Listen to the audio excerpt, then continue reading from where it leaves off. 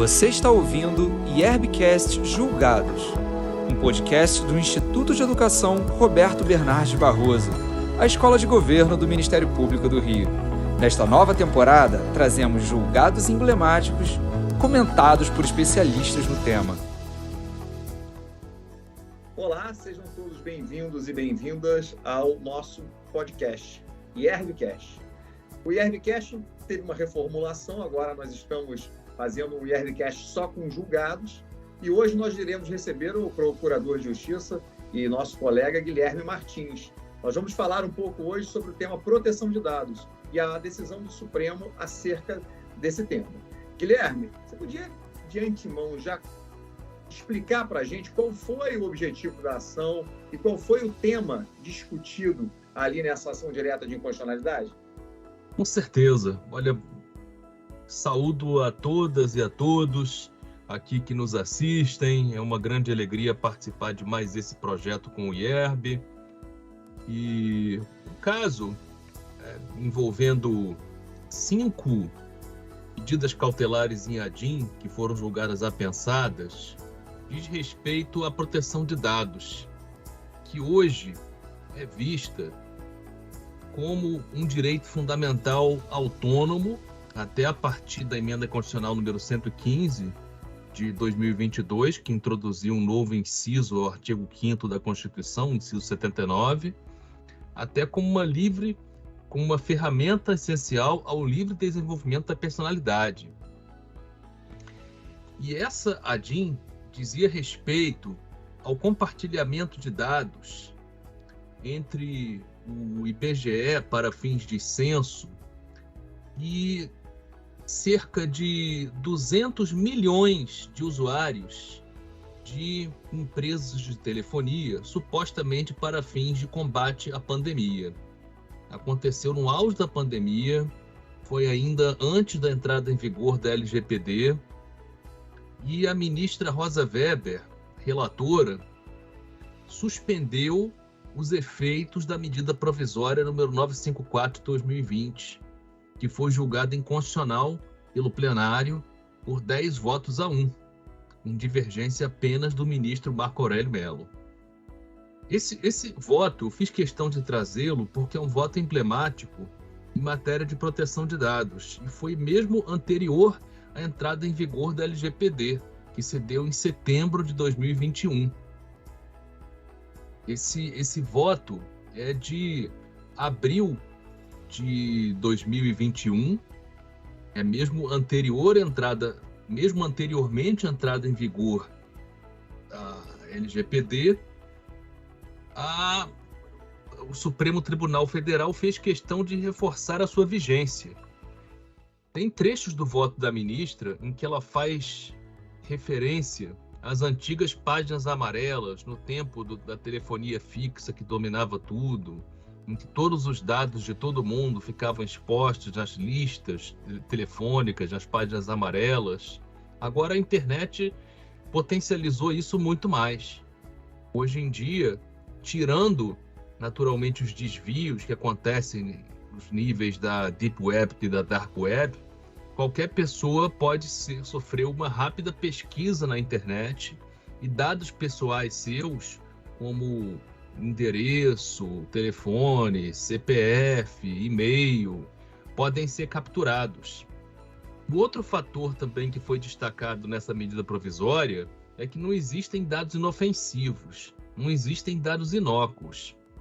Aqueles dados associados a outros podem servir para a formação de perfis, podem servir para o chamado profiling, que é uma matéria tratada na LGPD, artigo 12, parágrafo 2º, no artigo que fala da anonimização. No momento em que se trata da formação de perfis comportamentais, a situação se torna muito mais perigosa nesse capitalismo de vigilância. Então, aqui estamos... Guilherme, esse voto é muito interessante. Qual foi o direito fundamental que o Supremo identificou como violado na medida provisória? O Supremo oscilou. Às vezes fala em privacidade, às vezes fala em intimidade, fala em vida privada.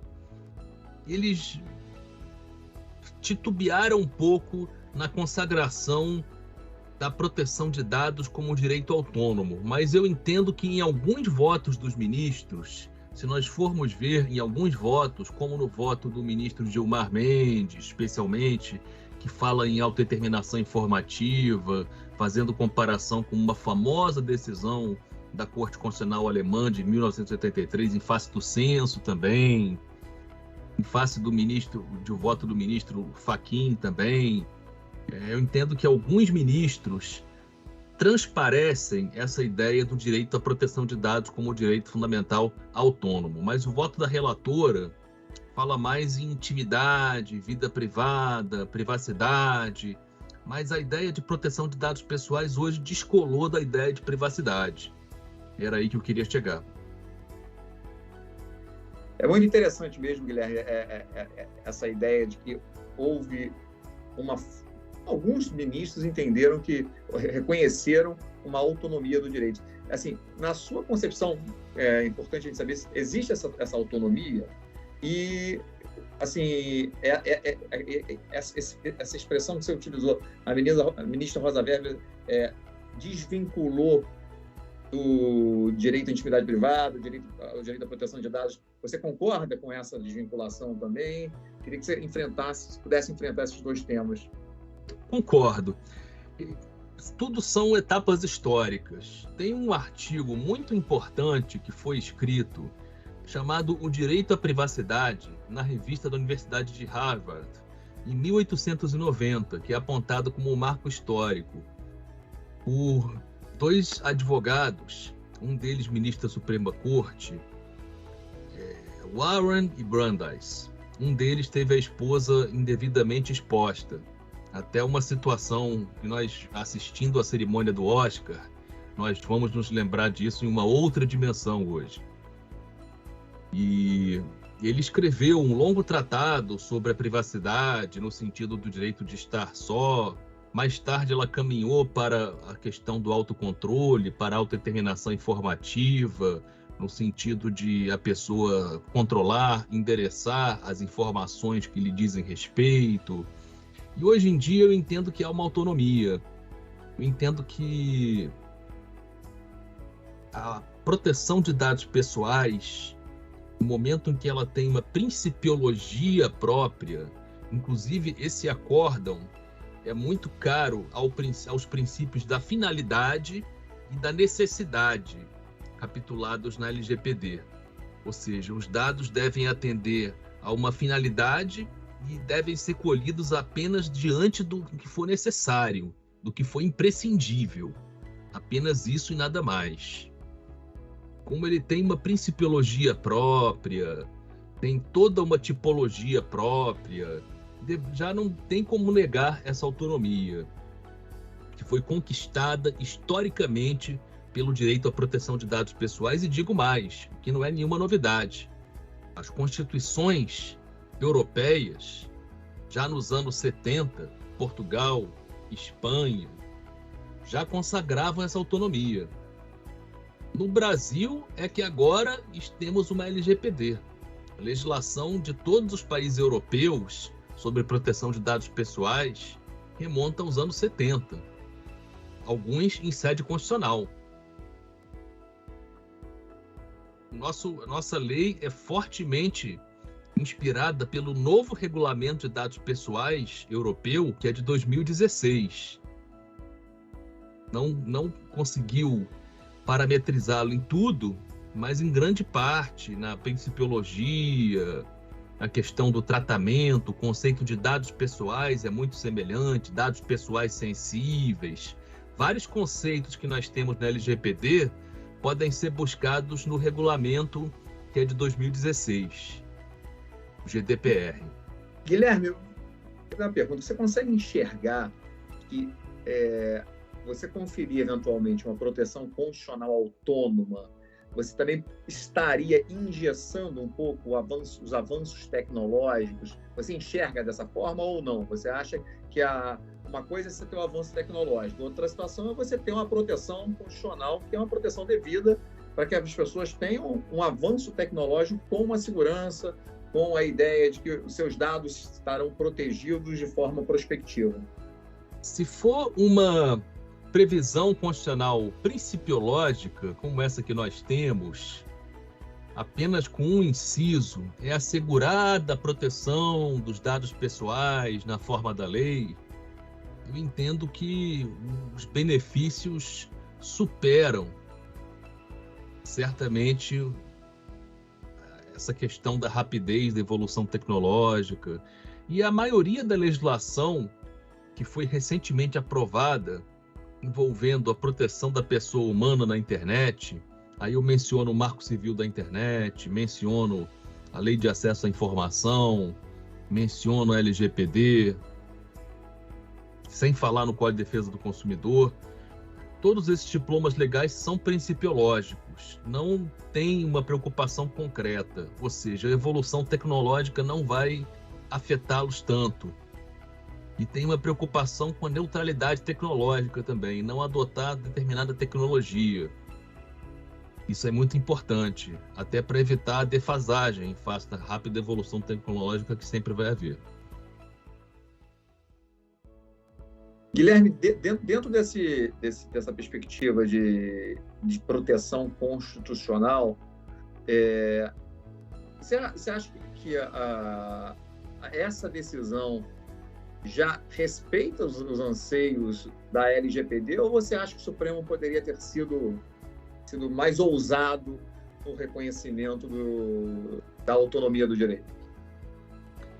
Não houve uma unanimidade, quase uma unanimidade de 10-1 em relação à inconstitucionalidade da medida provisória, porque ela vai contra o princípio da finalidade, ou seja, o Supremo foi, de certa forma, ousado, porque antes da entrada em vigor da LGPD, reconheceu que a LGPD teria vigência. Existem autores de introdução ao estudo do direito, como Tércio Sampaio Ferraz, professor da USP, que no seu manual de introdução ao estudo do direito fala sobre a diferença entre vigor e vigência. Teria uma coisa, mas não teria outra. Isso é muito interessante.